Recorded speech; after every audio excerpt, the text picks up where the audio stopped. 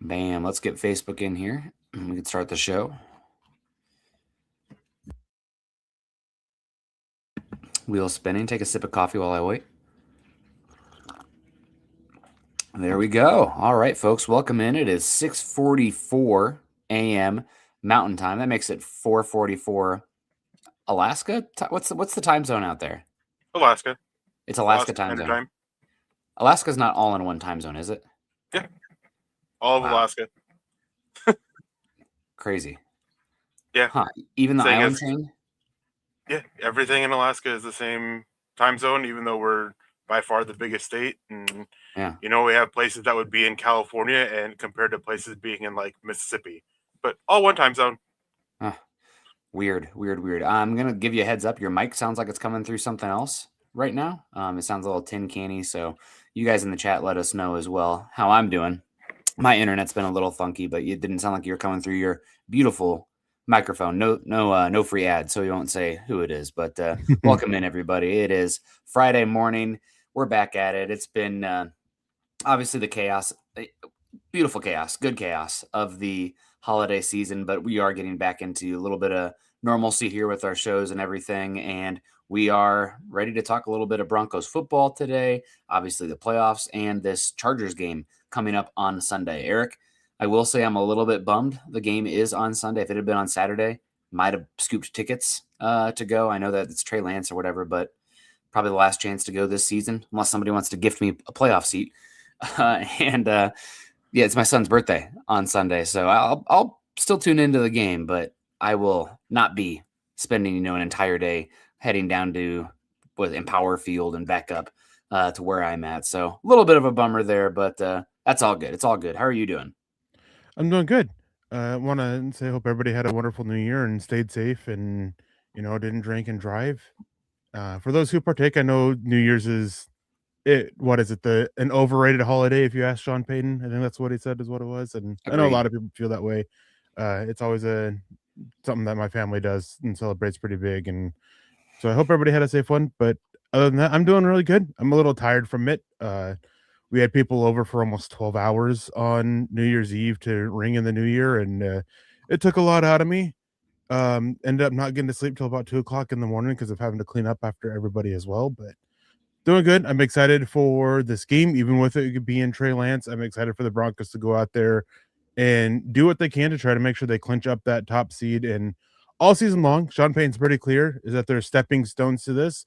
First step was making the clinch in a playoff spot, then the division. Now it's a top seed, and so they're just trying to keep climbing that ladder, keep taking those steps, and time for them to go out there and hopefully play a little bit better than they have the last couple weeks on both sides of the ball, especially the defense, and clinch up that top seed. Yeah, shout out to, I want to say Nate Tice. I always give him shout outs on here. I think the Football 301 podcast is probably my favorite NFL at large show right now. The Athletic one is really good, but I think Nate is probably my favorite of the analyst out there right now. He's just the right amount of dorky, but also being smart about it. He's a smart jock, like one of those types. So I appreciate his takes, but he had a nugget of information that Denver's defense is still good. It's not, the top 3 unit that it was, but I think since the mini bye, they are 10th in DVOA on defense, which is, good, not great. We probably for this team to win a Super Bowl, they probably need to work their way back in the top 5. And I think that we've seen it out there. I think that potential is still there. But the offense has been top 10 in DVOA since the mini bye as well. So shout out to them. If you're top 10 in both categories, you got a chance. Typically the Super Bowl winner is like top 5 in one and top 10 in the other, where they have like a unit followed by a B+ unit. Right now, Denver's kind of looking a little bit more like BB+ on both sides of the ball, but I still think they got another level to get to. And we've said from the beginning, Eric, the key is going to be health. Kind of hit or miss on that one this season. And what Bo Nix plays like. Obviously, there's a little more details in that with like defense and individual players all across the ball. But I think with Sean Payton, relative health, and with Bo Nix playing this level in this AFC field, which we're going to talk about here, you got a chance. Now, am I going to guarantee anything? Absolutely not. I think Denver is people in chat get mad at me when I'm not a homer sometimes. I think Denver is, depending on the opponent, as likely to not win a playoff game and lose that first one coming in as they are to win it all? Probably. I mean, that honestly, if you ask people who weren't covering the Broncos, they'd probably say they're more likely to lose the first one than win it all because it's so hard to win 3 in a row. But again, I mean, you got a chance, and that's all you can really ask for, especially with the perspective of where this team has been and how far they've come in the last 3 seasons. Yeah, and talking about the defense and the offense and what they've done earlier in this week, about a week ago, actually, I went in and I looked at all the numbers, well, most of the numbers from, I believe it was the bye week for the defense and then the mini bye week for the offense, because that's when the bye week, because that's when the defense specifically, when they talk about how when they started to fall off, they had some comments about that after the Christmas Day game that, we haven't been to the same since the bye week. And it is night and day difference for both sides of it. Just even if I wanted to exclude for offense the Christmas Day game and, exclude it for the defense as well, just because it seemed more like an outlier kind of game with it being a short week. But so I looked at the numbers for both including it and excluding it. And man, it is this defense. DVOA had them drop into 10th. They've probably been about 12th to 16th. In a lot of these metrics that you look at since their bye week, and that's going from being top 5 in almost all of these in beforehand. The only thing that they've done better is, if I remember correctly, is their rush defense success rate. That was the only one that they've actually improved upon. And then in offensively, they've done worse with their rushing EPA, but rush success rate, drop back EPA, all those have improved. So it's been interesting. It was interesting to dig into. They're both up on milehighhuddle.com. Make sure you guys check them out. But I'm with you. They need to get something figured out. I think the offense, with what they've been doing, even against the Chiefs, I know a lot of people are super down on it. They had some bad moments against the Chiefs, especially with all the injuries that they've had. But they still played pretty well. They scored 21 points on 20 points on 7 legitimate drives, which is by far their highest point per drive average on the season. And I believe it would put them right there with, the Rams, who are leading it, if I remember correctly. And then defensively, though, that is where they really got to get it figured out, because they allowed, granted, it was, the interception didn't help things, a big return didn't help things, but they still allowed a third string quarterback and a fourth and fifth string offensive tackle led unit with almost all of their weapons to literally hang into it until the final minute. That's not great from the defense. And it's just, and even go back to the Jaguars game, it's been an issue consistently. They got to get it figured out. And I mean, Sean Payton's, it's a little bit of, what is it? Appeal to authority, I think, is the fallacy there, the bias. But it's something, I think anybody who pays attention to football and kind of the numbers as well that matter, takeaways from the defense is you can be a really good defense like Denver was in the first half of the season. They weren't number 1 in EPA per play, I think, that entire time, because they were not taking the ball away, and they've regressed some. Now, granted, they've gone more, and maybe you can speak to this as well. They've gone, the data shows, and eye test as well, anecdotally shows that they've gone a little bit more from cover 1 man to more zone coverage as of late. They're one of the more diverse usage of coverages in football this season. I just saw a tweet from Cody Alexander this morning. I think they're top 8 in coverage diversity, with Houston being dead last. They just line up and go. And not necessarily that's a good or bad thing. Houston's got better edge rushers. No offense to Denver. I know there's talk when Denver was in the sack record. I'm like, let's we got a way larger sample size. So when Danielle Hunter and Will Anderson are there, but also Lassiter and Stingley are a better cornerback duo than what Denver has right now. Shout out to Lassiter and compared to Riley Moss. And I think Stingley's been playing better football than Surtain post shoulder injury. And that's not offense to Surtain. He's first all decade team right now, but cornerback's volatile and Stingley's playing unbelievable. So do you think that it's the coverage switch ups that's happening here? What's exactly going on with this Denver defense? Well, on the turnover thing, real quick, they need 2 takeaways or this against the Chargers. Otherwise, they will set the new franchise low in takeaways of the season. Like that's how bad it has been. For as much hype as this defense got earlier on in the season, the fact that they're on the verge of setting the franchise low, not ideal. How does that freaking happen when you're going to set the franchise record for sacks? That does not make – I mean, I know that game has changed, right? Like teams are protecting the football more because they know like they're – what is it? Sabermetrics is what they call it in baseball. But like we found out how much turnovers matter. We've always known, but like we have more quantifiable idea now. But it's crazy that they are this good at pressure, this physical at tackling, and they do not take the ball away. It doesn't make any sense. And just go back and look at all the dropped interceptions that they've had, primarily Hufanga, and that's part of the reason why. It's not that they haven't had opportunities; they're just not finishing those opportunities.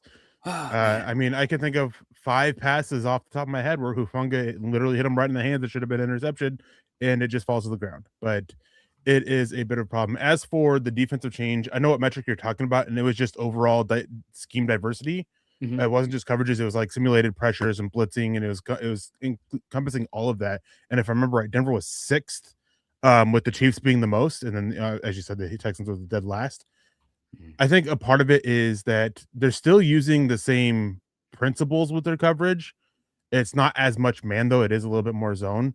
So they're using, they're using a lot more cover 3 at the moment, if I recall. Compared to the cover 1 man that they were earlier in the season. And I think part of that is just obviously injuries, the injuries that they dealt with, Surtain missing that time, Brandon Jones being out, switching up what's going on at linebacker. I think a combination of all those is leading to it. Because obviously when you lose a starting corner who's as good as Patrick Surtain is, when you lose a starting safety who, even though he hasn't been having a outstanding year like he did last year, Brandon Jones has still been a key cog for what the Broncos were doing defensively, with his ability to help cover with the issues the linebackers were having in coverage. So all those changes play an effect in it. But Denver was starting to show this trend of going away from it. I believe the game before Surtain's shoulder injury. And so I'm really curious to see if this was kind of a thought of just trying to get more diverse, or what the case was with Vance Joseph when he started to shake it up a little bit, because I honestly don't know. Because again, it wasn't just injuries, though injuries I think play a part in it now, and staying with it started to show up before injuries happened. They need to start taking the freaking ball away. As Sean Payton has said, pretty much every kind of, what's the word? Like reflective period that he's had this season on the defense. Penalties was one at coming off the bye week, which still a problem. Doesn't feel like as egregious as of late, but it's still, I mean, an issue. But the takeaways, I mean, the defense has to freaking take the ball away. And if not, they're going to be an underdog at some point in the playoffs, Eric. But, we do love an underdog in here, except this week, Charger City, who's coming in here. Be respectful, Charger City. I see you. I tolerate a good bit in here, but not stupidity. The only stupidity allowed is coming from this box right here. Speaking of underdog, the NFL playoffs are almost here, and underdog is the best place to get in on all the action. Are you ready to get off the bench and into the game? Then head over to Underdog. By the way, it's not just football, whether you're into basketball, hockey, or any sport in between. As well, Underdog is the best place to get in on all the action all season long. That's right. Playing on Underdog is so easy. Just pick whether your favorite players will go higher or lower on stats such as rushing yards, receptions, touchdowns, and more. Get your picks right, like maybe you did this weekend in the college football playoffs, and you could win up to 5,000 times your cash. Yeah, a lot of people have so much fun playing Underdog and winning money while watching football. That's a touchdown, you guys. Download the Underdog app today and sign up with promo code MHuddle to score $75 in bonus entries when you play your first $5. That's promo code MHuddle. Millions of fans have already won billions making picks on Underdog. Will you all be next? Be 18 plus, 19 plus in Alabama and Nebraska, 19 plus in Colorado for some games, 21 plus in Arizona, Massachusetts, and Virginia, and present in a state where Underdog Fantasy operates. Terms apply. See assets.underdogfantasy.com/web/play and get terms _DFS_.html for details. Offer not valid in Maryland, Michigan, New Jersey, Ohio, and Pennsylvania. Concerned with your play? Call 1-800-GAMBLER or visit ncpgambling.org. In New York, call the 24/7 Hope line at 1-877-8-HOPE-NY or text HOPE-NY 467-369. Awesome. Shout out to Underdog. Shout out to Denver Luke coming in here. Happy New Year. Denver Luke won, the one and only $9.99. Appreciate you. Says, good morning, boys, with the coffee emojis. Sco Ducks. Eric, I'm hoping that I don't really give a hoot about college basketball. I'm very fair weather about that, and I don't even really typically fill out a bracket because I don't watch enough. And it's kind of like skiing. Like I want to put the time and resources into something to be good at it, or I'm not doing it. Probably there's just not enough hours in the day. But I'm hoping that we have a college bracket for football at some point.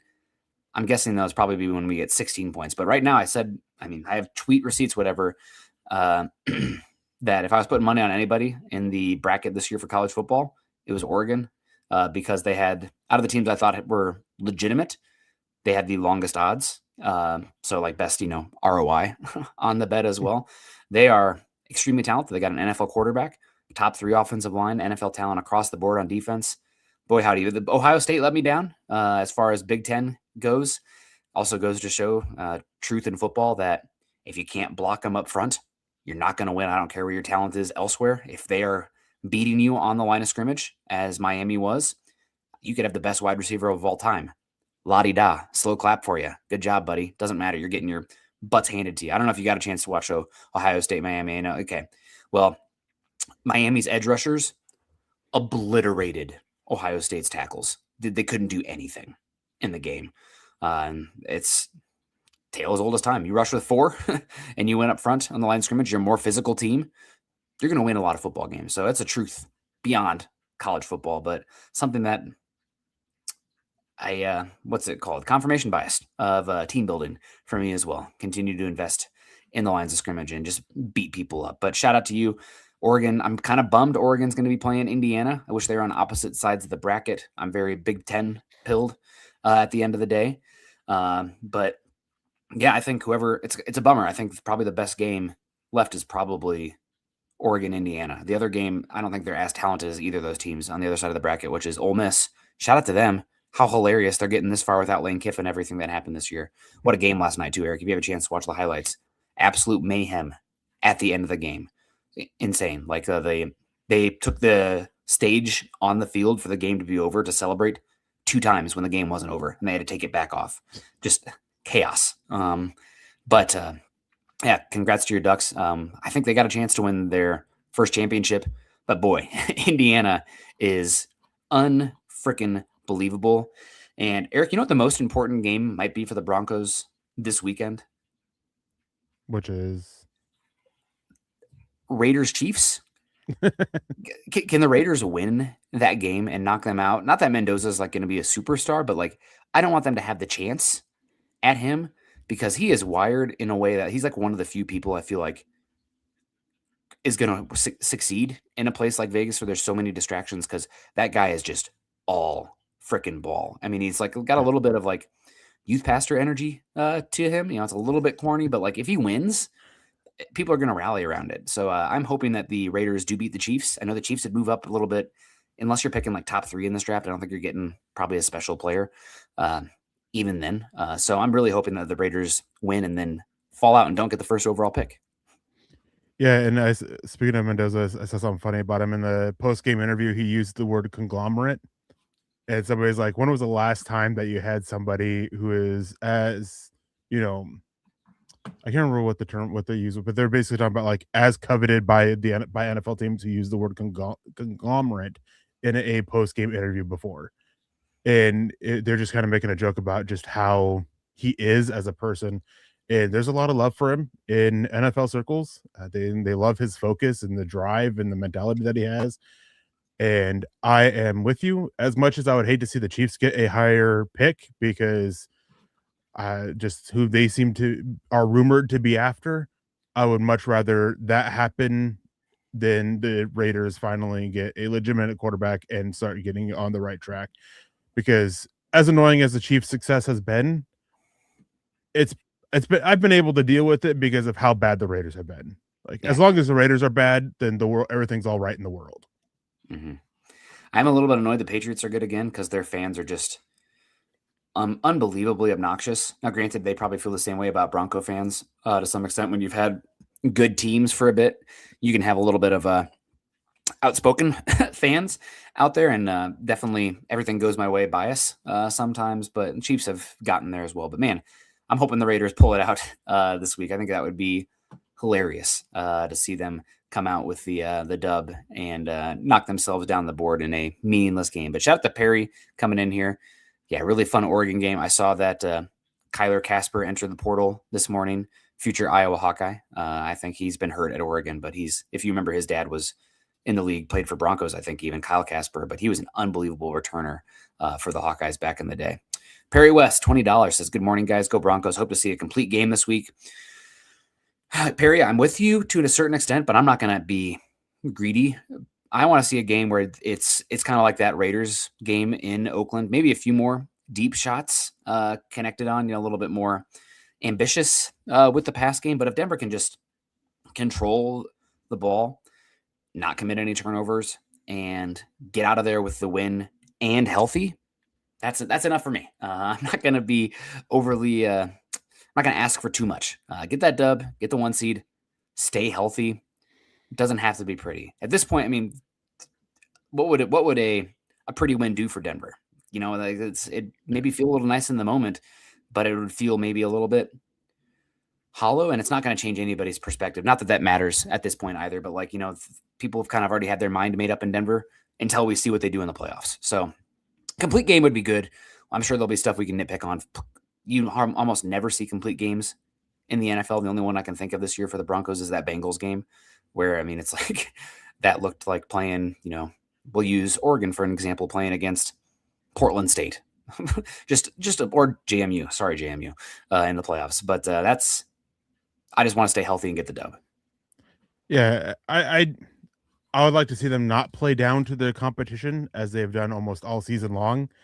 And whether that comes with a complete game or not, or just, the big plays or whatever, I don't care. I just don't want to see I don't want to see another 20-16 win grounded out against another backup quarterback. And it's been an issue with it, especially with the Chargers supposedly resting basically anybody who's dinged up, I think was what the comment that Harbaugh made. They're going to be resting anybody who's got bumps and bruises, which is a lot of players on defense. So there's really no excuse for them to play down to it, but we just saw them do that against the Chiefs. Granted, it was on, a holiday. They only had one practice, I think, if I remember correctly, leading up to that game because of the holidays. And so no excuses for this one for playing down to it. It's not a short week. You have the extended time period. You have plenty of time to practice. You're not losing your starting center on a short week. So you're getting a lot of guys back. I know a lot of players were missing the Chiefs game because of injury, but Pat Bryant should be good to go. You have still haven't heard yet on Karina Reed coming back off injured reserve, but Nate Atkins is back. The only one who's currently out, I believe, is set to be out is Drake Greenlaw. So no excuses with injuries, no excuses with a short time frame. Just don't play down to the level of competition again. I need to send Chad my prediction. I don't know if I've done that yet, but I think Denver's going to win this one pretty bigly, if you will. So we'll get it. Thanks for Perry coming in here. $20 super chat. We got Jermaine coming in, says good morning with the smiling sun, says good morning, sunshine guy. Eric, I think you're sunshine guy here. Maybe it's Summit. Hey, buddy. It's definitely Summit. It ain't. He's not paying attention. He got a Grinch bone. Stink, stunk. So that's a winner in the house here, although the squeaking in the middle of the night has not been great. Dave Glassman coming in here, and Happy New Year. Go Broncos. Absolutely. We got Play Sniper. I don't know if that's Sniper. I don't know about the your stream community, but good to have you in here on the Twitch side of things. We got David Youngkin. Bills would be at the bottom of the list considering they're 0-4 on the road in the playoffs. Yeah, we'll get into that list here in a second. We got Ernie Mays. Go Broncos country. We're going 14-3. That'd be great. Be good to get that first win against the Jim Harbaugh Chargers. Granted, the sample size is only 3 games, so in last year's team, early on, we'll see. But Minter's done pretty well against Peyton. I think Minter is the interesting one here, and we'll get into them in a bit. We got Jono coming in here. Jono says, put 8 in the box the whole game. You'll be able to rest the starters by halftime. It really depends on who plays in this one, but I'll be curious to see what Denver does, how they attack Trey Lance. I'm hoping that we kind of have more of a Justin Fields kind of game from the defense. Maybe we can break that sack record. I don't think that will happen probably, but we'll see. David also asks, have the Chargers made their final injury report? I think they comes out today because of fantasy purposes and betting purposes. They don't have a final one until Saturday before the game. Is it Sunday? It's technically tomorrow, but they also have it. The final one is today, and then they just make slight adjustments for it tomorrow. But we'll get it. The semifinal one is today, I guess, would be the best way to put it. Yeah. Not yet. I'm hoping we don't see Derwin. I'm hoping that we don't see Mack. I'm hoping that we don't see Tart. I'm hoping that we don't see McConkey or Keenan Allen or Omarion Hampton. I think those guys, maybe even Becton. Granted, he's not been very good this season, but still, he's starting. So what does that say about the guys behind him? So I'm plenty of guys. We'll see. So far, the only confirmed one is Justin Herbert. That's probably enough for this Broncos team to get it done. It sounds like they're approaching this game as if, Chargers are going for it. But we'll see. I'm not expecting Denver to obliterate the Chargers like they did week 18 last season against the Kansas City Chiefs, but we'll see. Good to see you, David, coming in here. We got our guy, Mark Kennedy. You guys, thank you so much. If you be like Mark, click the thumbs up on the way in. I see you, Mark. Lando Lee, Greg Medwid, Eric Smith, Dave Glassman as well, Ernie Mays, Daniel Garcia, David Schlosser Jr., of course. And we got the heart coming in from Tim Frisbee. Hell yeah. Shout out to you, Tim. Appreciate you. Charger City coming in here says, blessings forever. Love y'all forever. Tell you all that good stuff. Teach everyone. Enjoy blessings too. Well, bless you, but no Chargers blessings coming in here. Other than I'm hoping that you guys can stay healthy in this one as well. I don't really have hate in my heart for the Chargers. There were some times, maybe if Jay Cutler would have stuck around Denver, there'd be a little bit more hate because that Jay Cutler, Phillip Rivers rivalry was bubbling, and they got rid of Jay Cutler as that was kind of, getting pretty strong. But no hate for the Chargers. I think you guys got great uniforms. I know it's really popular in Broncos country to hate on Justin Herbert, but like I watch it and I'm like, this is an obvious top 5 quarterback. And I know that people are like, well, it's a kind of a joke at this point. Like, why doesn't anybody help Justin Herbert? You look at the investments that they've made. They've tried to. It's just they've not been very good at it or had bad luck to a certain extent. And that's just kind of the Charger way. But I'm not a hater of the Chargers, but this week, screw you, but stay healthy. Yeah, and going back a little bit about the injuries and who they might be resting, just kind of looking at the injury report up to today, they have some limited practices and donut practice for rest with Derwin James and Khalil Mack. That kind of suggests that they might not be playing, but Omarion Hampton, he's been did not participate in the last 2 practices with an ankle injury. Nico Reed and Jamari Salyer have also been that with a hamstring injury. So using what Harbaugh said about the bumps and bruises, probably not going to see Hampton, probably not going to see Salyer, and probably not going to see Reed. And they have a bunch of guys who have been limited all week. Elijah Molden was added with a hamstring injury. St. Just, Tui Tupuloto, he's been limited on the practice. RJ Mickens, you got Darius Davis and Hassan Haskins, who's working back from a concussion. Bradley Bozeman, who's been limited with a concussion. So there's a lot of starters and key players for them that seem to be out, and so I'm looking forward to it. But I'm with you with the hate towards the Chargers. I don't really feel it. I don't really have it. They're always just kind of like the other team in the AFC West, like, obviously the legitimate hate for the Raiders because of how heated that rivalry is, and the Chiefs, not a fan of them for multiple reasons of it, not just because of their recent success, but my disdain for them goes back years. But the Chargers have always just kind of been there. Not that it's not like some other teams in the NFL where, unless they're playing the Broncos, I kind of root for them. I don't have that with the Chargers, but I don't necessarily also root for them to lose all the time. I don't root like bad things on them. They're just kind of there in the AFC West, and for me anyways.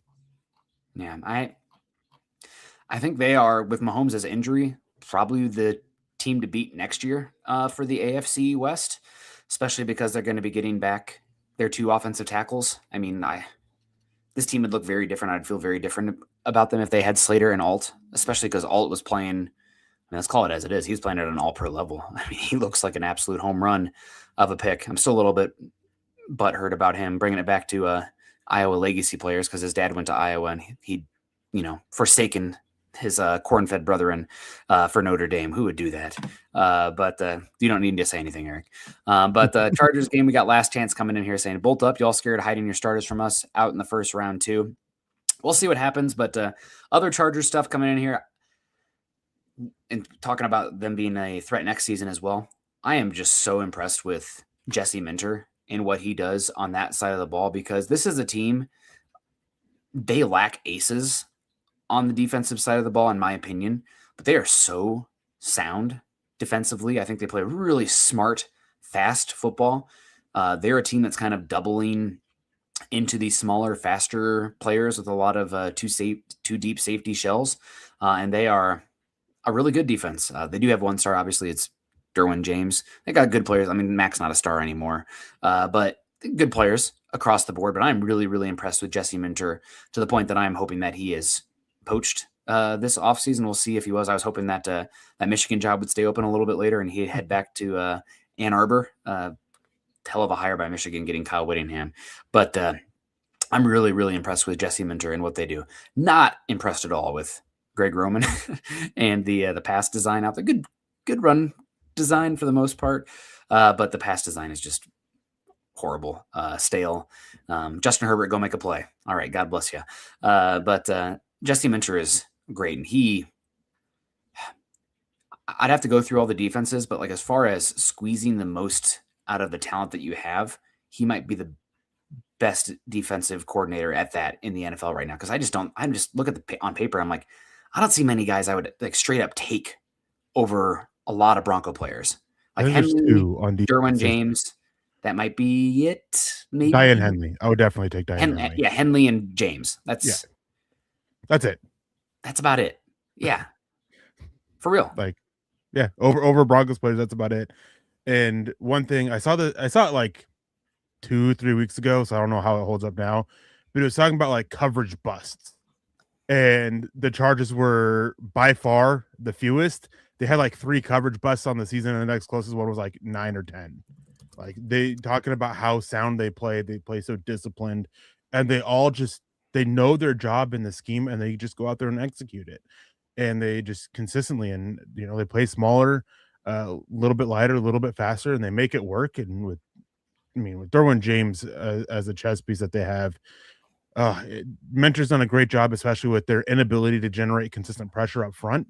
He just has found a way to consistently make up for that. I would be surprised if he's not a head coach next season.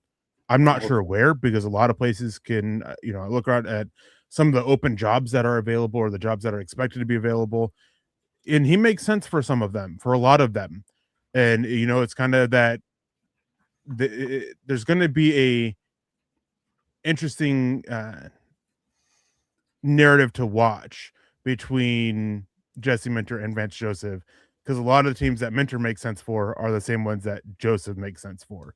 So it'll be interesting to see how things go with that between the two. But I want Minter out from the Chargers because of just how good of a defensive coordinator he is and how bright he is. I think has a very good chance to be similar to the Seattle coach. Name escapes me at the moment.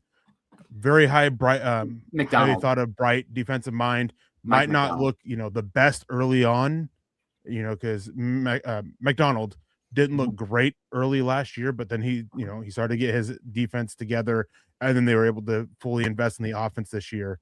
I could see Minter following a similar path to that, but I want him gone. But I hope they keep Roman, because he is a old school, out of date offensive coordinator. Great run designs, but as you said, the passing designs are very much go make a play, Justin Herbert, and there's no like set concept in it that he consistently wins with that you see with a lot of other offensive coordinators. I don't want them to get rid of Greg Roman because he holds that offense back. Yeah, absolutely. We got Money More coming in here. Broncos are 4 or 6 in division games. Let's make it 5. I think I just want to get your math right here, Money More. They're 4 or 5 in division games. Let's make it 5 or 6. They have not done that one yet. So don't short us here. As I always say, a numerator is only as good as its denominator. So 4 or 5 with a chance to go 5 or 6 here. And that one that they lost was Bo Nix missing on some scheme plays that you think you'd hit one of them, but he was not playing well at the start of the season. Just wasn't. And Justin Herbert making an unfreaking believable play on that Keenan Allen touchdown at the end. I mean, that was that was unbelievable.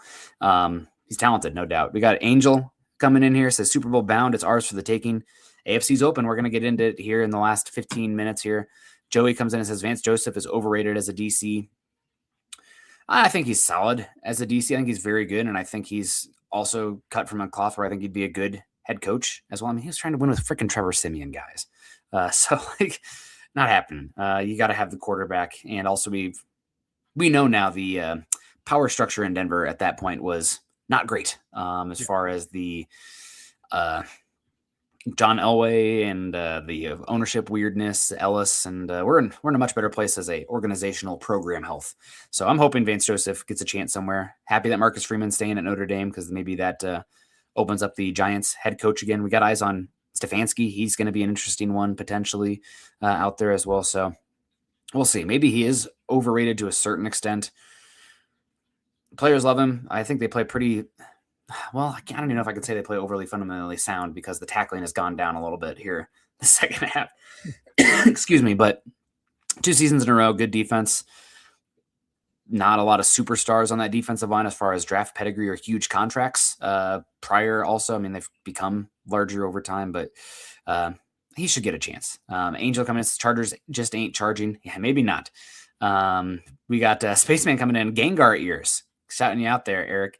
Love it. Did you like that? I've been getting back to Denver and busy. Did you like that Gengar bar light I found? I thought that was so cool. I saw an Alakazam one first. Yeah, that was really awesome. But yeah, needed a new headset, and I told the wife about it, and she knows how much I like Gengar, and it was kind of a theme for me this year.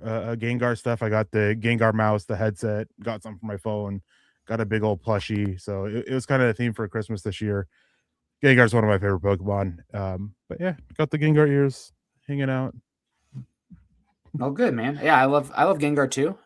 Is that why you always lick me when we meet in person? The big old tongue? Like, is that? No, that's just because you taste so well. Okay, well, we'll leave it at that. Broncos. I expect the Broncos to win this one pretty emphatically, even if the score doesn't indicate, because Denver seemingly cannot win games that are not one-score games. I'm going to predict one, though. Nevertheless, I think Denver's going to win this one 23-10 in the end, and I'll send that off to Chad here as soon as we're done. I think the Chargers are going to sit a lot of people. Broncos are just going to win the lines of scrimmage, and they will control the game in the end. Bye, Summit. You heading out? Yep. Okay. The little kid's getting up here. So, and Angel says, Bo will pick them apart and shut everything hating. Nobody's going to stop hating. They're not going to watch this Chargers game. So they won't do that until he has a good game in the playoffs. People, after the Chiefs game and the Packers games, though, where people did watch, I think those were not island games necessarily, but majority of the country got them. People are like, oh, hello, Bo Nix. Good games there. And the Chiefs game, I know a lot of people watched it, but it's kind of a snooze fest, and Denver played pretty well. I'd have to go back. I haven't had a chance to watch the All-22 in that one, Eric. I don't know how much like deep, more aggressive shots were left on the field for playing conservative against a team that was overmatched. Maybe that's partially the coaching emphasis in that game. But yeah, nobody's going to shut up until Denver does some stuff in the playoffs. Yeah, and it's kind of like, I mean, to be fair, you and I are critical of Bo Nix, but we have both recognized that since the mini bye week, he's been playing at a much significantly better level. But it's funny listening to certain members of bigger media, Nick Wright for one of them, who has gone on saying, "Oh, I apologize. I was wrong on Bo Nix after beating the Chiefs the first game around," and then only a few weeks later, after not blowing the Raiders out of the water or not blowing the Chiefs out of the water on Christmas Day, oh, they're frauds. Like the roller coaster element is always going to be there, but it's just such an extreme with Bo Nix. Goes out there, beats the Packers. Hey, he's doing great. He's a great quarterback. Goes out there and he didn't play terribly against the Jaguars. There were a little bit more issues than we saw, the rest of that time frame since that mini bye week, but he still didn't play terribly. He actually played pretty well. And then it was, oh man, Jaguars are a good team, and he struggled against them. So it's a bit annoying seeing that when it comes to not just Bo Nix, but the Broncos in general, of the extreme roller coasters. There's a guy that we both know of that, kind of started to buy into the Broncos after, they beat the Eagles. Then they didn't go out and blow out the Jets. And so now the Broncos are bad again. Same thing with the Packers. They beat the Packers and didn't go out and beat the Jaguars. So now they're not good again. And it's tiring. And I want the Broncos to win it all, not just because obviously being a Broncos fan and wanting the success. I want them to win it all because I'm tired of the conversation around them from other media and big time media of constantly doubting them and, always reverting back to their frauds after, a struggling game. I'm tired of it. And I hope Denver goes out and wins big against the Chargers. I think I have them like 38 to like 12 or something like that, 38-18. Big blowout game. I think they'll get to be able to rest their starters in the second half. And the second string will go out there and continue to have success and then go out there and win, in the playoffs. Like, I'm just really tired of the narrative conversations that have been surrounding the Broncos, especially over the last few weeks. The thing about it, though, I will say to those people's defense, many of them, at least some of them are, BS artists, and I don't really totally fault them as well, because how do you have enough time to have opinions about hockey and golf and NFL and college football and everything like that to talk on those shows? I mean, I couldn't. Jokic got hurt. I haven't watched one Nugget game. If you put me on here and had to talk Broncos and then followed up about LeBron or whatever, BS artist. Like, no way. To that extent, it's just we're too deep into the football stuff. Try not to be superficial, which a lot of those people are. But to be fair to them, I feel like that kind of conversation has surrounded everybody in the AFC this season, and for the most part, the NFL at large, about the doubt and like all these teams, like except for the Chiefs. Yeah, but they're dead now. They're dead now. And that's kind of also that super deep versus wide kind of coverage. What have the Chiefs been? They're just faulting back on that, and it's been a pretty safe bet over the last decade. So I understand it to some extent, but let's get into it here. I know that it's 7:25 Mountain Time already. We're gonna get out of here probably 7:40. Eric, there's still one playoff spot up for grabs, the AFC North. So we do want to include the Steelers and the Chargers in this. Excuse me, Jesus Christ, bless me. Speaking of Ravens. The Ravens. That's it. Speaking of which, Jetty Splash. Any thought of the Broncos fans looking past the Chargers, regardless of which ones are on the field? They're still a Super Bowl contending team. Even the slightest underestimation of Lance will cost us. Broncos fans maybe overlooking them.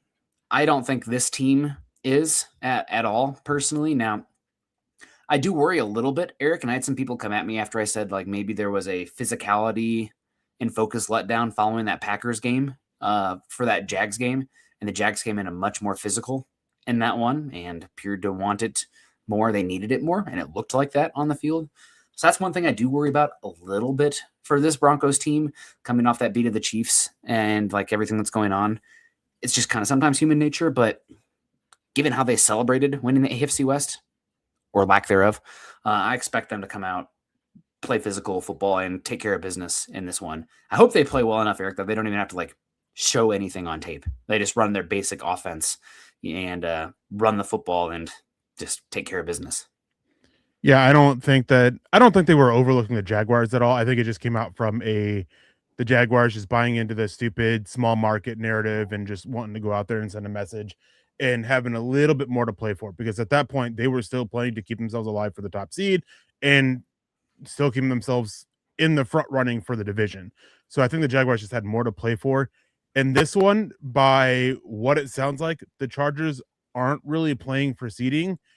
They're fine getting the 6th seed. They're fine getting the 7th seed. They don't really care which one.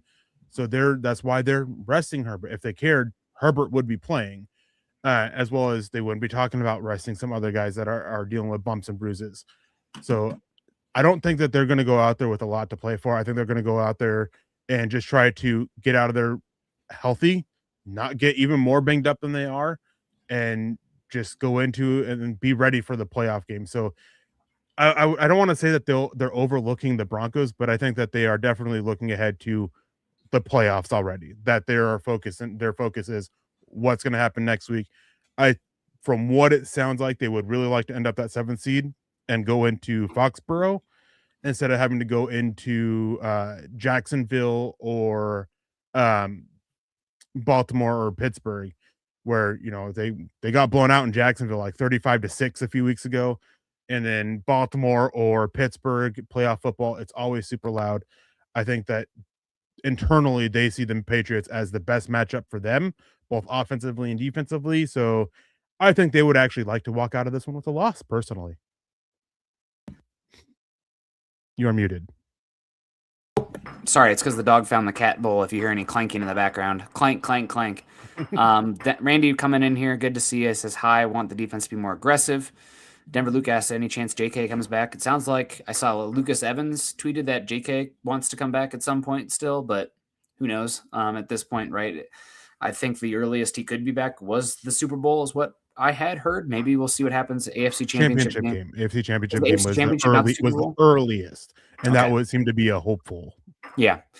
We'll see what happens on the whole. But on the rankings here, Eric, the team that I'm the least afraid of in the potential AFC, and again, I hate doing this, putting out receipts, freezing cold takes or whatever. But for me, it's the Pittsburgh Steelers. I think they are the most broken team. How do they run on offense? They not really great running the football. Rodgers doesn't really push the ball, and it's trying to isolate things for DK Metcalf. We have a number one cornerback that can take that away, and I think they are old on defense as well. I don't respect this version of the Steelers. I don't think they're very good. Some people, you might say, some other people might say the Chargers next. That's going to be my next team on the list, but I think the Steelers are the weakest in the field currently, and I think they're going to be knocked out. I think the Ravens will beat them, so it'll be for naught. Yeah, can I just combine it with whoever wins the AFC North? Because the Ravens don't scare me either. There's been so much coming out about the internal struggles between Harbaugh and Jackson, and how beat up Jackson has been, how that defense hasn't been great. And then I do think that the Ravens end up winning that division. I think they managed to walk out with it. And it was funny. I can't remember who it was, but there's an ESPN analyst that was talking about the Ravens Steelers game, and he's like, if Lamar Jackson doesn't play, I think the Ravens win. If he does play, I don't know. And he was kind of getting at that just because of the issues that they're having with Lamar Jackson behind the scenes a little bit. A lot of it about his focus, coming in with team meetings and being late and sometimes just skipping them all together. So I just think that they're going to have too many issues for it. And then the Steelers, they're so beat up on defense. Their defense isn't as, good, isn't as scary as it used to be. And then offensively, if you can shut down DK Metcalf, they're pretty much dead in the water offensively. So neither one of those teams scares me when it comes to the AFC playoffs. I would put the Ravens above the Chargers just because of what they did to Denver last season. Still, they kind of scared me somewhat. And Lamar is still, there's like an aura somewhat to him. I know he hasn't played that way this season. They also have some playmakers on the defensive side of the ball. Kyle Hamilton specifically. I think they played better football defensively as of late, but they would be the next one on the list for me. But I am more afraid of them than I am the Chargers. Maybe that's stupid. They're like right neck and neck, but they are both scarier to me than the Steelers. Do you have the Chargers next on your list? Yeah, I do have the Chargers just above them, and that's simply because of the history that we've seen. Harbaugh, last year, the second game where they pulled out that, end of half sequence with the rules and all that. And then just Justin Herbert, just seeing him so many times, just pull off amazing plays. And then Lamar Jackson, I hate talking about playoff wins, but Lamar Jackson has this really bad habit of becoming a shell of himself in the playoffs, where he's not been nearly as good until it's like late in the game and almost garbage time situations. And so the reason why I have the Chargers up is just I'm a little bit more fearful of the Harbaugh and Herbert than I am of Harbaugh and Jackson, because of all the issues that Harbaugh and Jackson are having between each other. After the season, I expect one of the two to be gone in Baltimore. Mm-hmm. I thought for sure it was going to be Harbaugh, but with all the releasing of what all the issues Jackson's bringing, sounds like it might be Jackson. So all that is why I have the Chargers ahead of both the Steelers and the Ravens in particular. So you have it. I have it Steelers, Chargers, Ravens. Next up for me, Patriots. Actually, they've only beaten one team above 500 this season.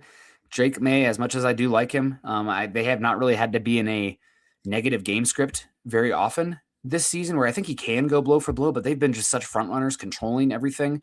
I don't really think they can run the ball consistently. And they've been one of the worst defenses in the NFL as of late in stopping the run. Now, granted, they're going to get Will Campbell back. They're going to get Milton Williams back. I just think that the next up after that, so 4 would be the Patriots. 3 for me would be the Bills coming in, because I think McDermott's actually doing a pretty good job with them as of late.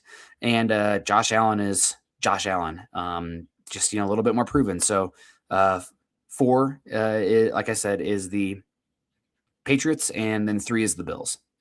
Yeah, I'm with you with that. I debated having the Patriots above the Bills simply because the Bills right now are just Josh Allen and offensive line and Cook. Cook is great this season. Sorry, it's okay. Offense, that defense is absolutely terrible, but it is.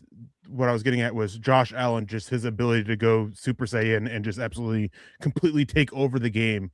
Like, the offensive line and running game have been great. Don't get me wrong. I'm not saying that, but there has been multiple times this season where it has had to become the Josh Allen show, that he has had to become the center point of the offense in one way or another, and just go out there and make amazing plays. And one of them is that game against the Patriots that they had just a couple weeks ago, where, the Patriots came out and just beat up on that defense, and then Josh Allen really took over that game.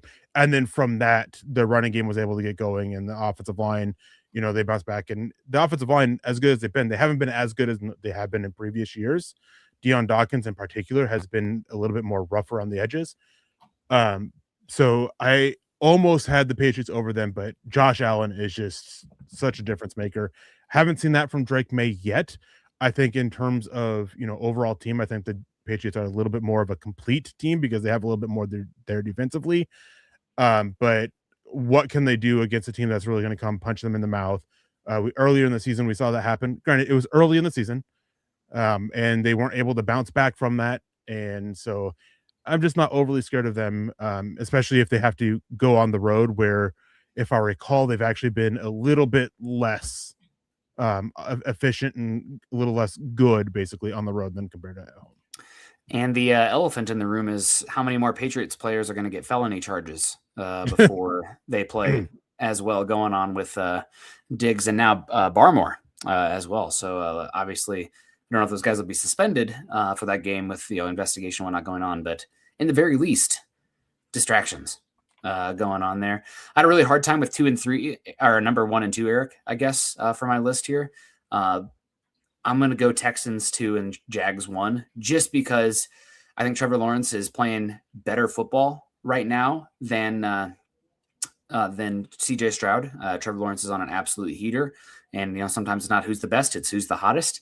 And also, I think as good as DeMeco Ryans is, and he's a better overall coach, I trust the offensive scheming of Liam Cohen to go get buckets when needed, compared to the somewhat boom or bust offense of the Texans. They're both really good, neck and neck for me. But I think just with how the Broncos are set up, the Jags concern me a bit more, but it's close. It's almost like it'd be better in tiers. I'd put the Patriots and Bills on a tier, and then the AFC South, the Jags and Texans, but I'm going to put the Jags just above the Texans, personally. Yeah, I thought you and I were going to disagree on this one, but I'm actually in agreement with you, and it comes down to the difference in quarterback play. Mm-hmm. CJ Stroud is a good quarterback. I question how great he actually is, especially in moments that really matter. He tends to falter a little bit. Trevor Lawrence has finally found that consistency, whereas, last year and even earlier this season, he used to falter in those moments as well. And then, as good as the Texans defense is, the Jaguars defense, not great by any means, but they're still a sound unit, and their ability to generate takeaways at the rate that they are, especially over the last few weeks, last 6-7 weeks, I guess I should say, they're a little bit more scary to me to have to face against, not only but the fact that they came into Denver and beat Denver. And they made it very clear that the being at the altitude, the stadium, the atmosphere, it didn't bother them. They were focused, and they seem to be focused. They are really pushing for their first Super Bowl appearance in franchise history. So that scares me a little bit more than the Texans do. Adding into it, the fact is, when you look at the Broncos and where their struggles have been more defensive than offensive. So having that offense that's clicking on all levels, especially a team that's going to be getting some guys back that weren't there in the first game, Etienne, for example, makes it a little bit more scary as well, because Denver's defense, can they bounce back? Until I have to see it before I believe it, basically. Completely understand. Bronco for life coming in here saying, what are the chances of Sean Payton winning Coach of the Year? 5%. He's not going to win it. You got Vrabel ahead of him. You got Ben Johnson. You got Kyle Shanahan. You got Liam Cohen. They don't typically give it to long-term coaches. They're most of the time give it to people who have had a quick turnaround. If Denver was picking top 5 last season and now the number 1 seed, maybe have a conversation. But I don't know if you can give it. And he might be the best coach, but that's not always what Coach of the Year is for. I mean, there's not really. It's kind of hard to put a lot of these stats and everything on specifically just the coach. He might be the best coach in football, but that doesn't mean he's going to win Coach of the Year. So right now, I'd probably vote Kyle Shanahan, just what he's done this season with the injuries and building the staff too, what Salah's done out there. And just how good he did with Mac Jones and Brandon Ayuk stuff going on here. And it's been nuts. They've been putting up 40 points a game. I mean, Kyle Shanahan's playing a different game, feels like right now, but we'll see what happens in the playoffs. But I probably would go Kyle Shanahan. After that, I mean, Cohen or Ben Johnson, they're right up there too. Yeah, I would be surprised if it's not Vrabel. Because when you look at Coach of the Year, it's often for the coach of a team, new coach of a team, who was bad last year and then great this year. And you can talk about their schedule all you want, but the Patriots went from worst to first almost in the NFL in general, getting Will Campbell and, picking 4th in the NFL draft or 3rd or whatever it was, to now being in the running for, a Super Bowl. It's he leads in odds. And then you have Kyle Shanahan, who I'm with you. That would probably be my bet with where I would vote, with all that San Francisco had to go through with the injuries and the outside distractions. Then you have Mike McDonald in Seattle, Liam Cohen, Ben Johnson, and Sean Payton, according to the odds, is 6th. So I just doubt it. What we said. That's what we said there. Yep. I just doubt it because, again, it's often looked at, what did you do the year before? Denver was a playoff team last year, playoff team again this year. And they vote here after this week, I believe, or voting's already started taking place. I can't remember how it works for Coach of the Year. I know for a lot of other things, they start voting, I believe, after week 16, and they vote until the week of the playoffs. So they have that 2-week period to get your votes in. So what happens in the playoffs doesn't matter for all of this. So I would be surprised if it's not Vrabel, but Sean Payton 6th. I can see the argument for it, but again, it often looks at what you did last year compared to this year, and being a playoff team last year and again this year just makes it hard to have him win Coach of the Year. 1,000%. We got Janie coming in here. Big Broncos fan. Super Bowl, here we come. He also says, have a good day, y'all. Just wanted to plug that. Go Broncos all the way to the Super Bowl. Heck yeah, Janie. Appreciate you coming in. Drop the thumbs up on the way in, on the way out, wherever you're at. Appreciate everybody coming in today with all the super chats as well. Perry West, big time. Denver Luke, good to see you this morning. And, of course, Jetty Splash, the strong and mighty folks in here giving substantial super chats at that. And we appreciate it all, but those are all, $9.99, $20. God bless you. Coming out of the holiday season, I know it's a tough this time of year, so appreciate you so much coming in here. Make sure you guys are following Eric and I on Twitter, X, whatever it is. Make sure you just don't put us in bikinis like whatever's going on there with Grok right now. If you don't know what I'm talking about, God bless you. But it's pretty gross. But follow us on X is where we're at right now, I guess. Also follow Eric's at Eric Trickle. I'm at Nick Kendall, MHH. We also are at Mile High Huddle. Appreciate you there. Follow us on Facebook.com/Mile High Huddle and Facebook.com/Mile High Huddle Pod. I've been plugging this one as of late because I'm very much a podcast listener. I know YouTube is the number one way people listen to podcasts now. It's as much video vlogging, I guess, as anything else. But I still listen to Apple Podcasts, and if you have Spotify, anything like that, leave us a 5-star rating and review because it does really help us. But the number one way you can help us, head on over to YouTube. Subscribe to Mile High Huddle on there. It's not just Eric and I. If you guys hate, our analysis, there's other flavors on here as well. So make sure you guys are subscribing to YouTube and checking this all out. Make sure you like the show and share it also. I don't think anybody else is covering this time of day or anything like that. And Eric and I have been going at it now for a bit. This entire season. I don't know, Eric. I don't even remember when you and I started going here. Was it week 1 this year? When did Scott back out? We're closing it up here pretty soon. It was February. It was February? See, I don't February. even... Okay. March, February, somewhere around that. So we're coming up on a year. Wow. Time flies when you're listening to my nonsense. God bless you for that. Appreciate you. You don't give as much... when I say something stupid, you get a really good poker face. Scott will eye roll immediately. Only with you. If you tune in on Friday nights, you'll see it with Lance. I'll take that as a compliment, or maybe not. Maybe I'm too scary. I don't know. Flying Anger Pig, you guys rock. You rock. Perry Westside says, I prefer your analysis, guys. Again, we won't get everything right. If you find anybody who gets everything right, please share them with me. And I will not be working or doing anything else anymore because I will be taking what they're saying and betting on the outcome. So we'll do the best we can, and we'll be transparent and honest with you guys. And who's coming in here? Is this Chad? That's because Eric isn't listening. Is this Scott? If Scott's hanging out, I'll be dying. No, it's I haven't done a show with Scott in a second. We need to get on here, man. Did you see the stats with the Falcons? Like their record once they're eliminated from postseason contention, they're like have an 800 winning percentage after they are officially eliminated. Over the last 10 years. Jeez, it's the absolute worst because the games don't matter anymore, and you're winning games to get out of good draft picks. Yeah. What a curse. I mean, God, I feel Bronco fans have had it tough for the last 10 years, but covering the Falcons and like the yakety sacks that goes on over there, you guys don't know. You really don't know. But a good show, Eric. A lot of fun. Going to get out of here. Yeah, falconing isn't the state of being. And maybe this is Chad coming in. But appreciate y'all. Have a great rest of your day. We'll see you again on Monday. Gonna break down the playoffs. Hopefully see where Denver's. Hopefully not talking about what game Denver's playing in the wild card round. Knock on wood. And if that is Chad, I'm going to send you my score for the game right now. Appreciate everyone. Eric, good to see you. Happy New Year. Kindness and compassion. Go Broncos.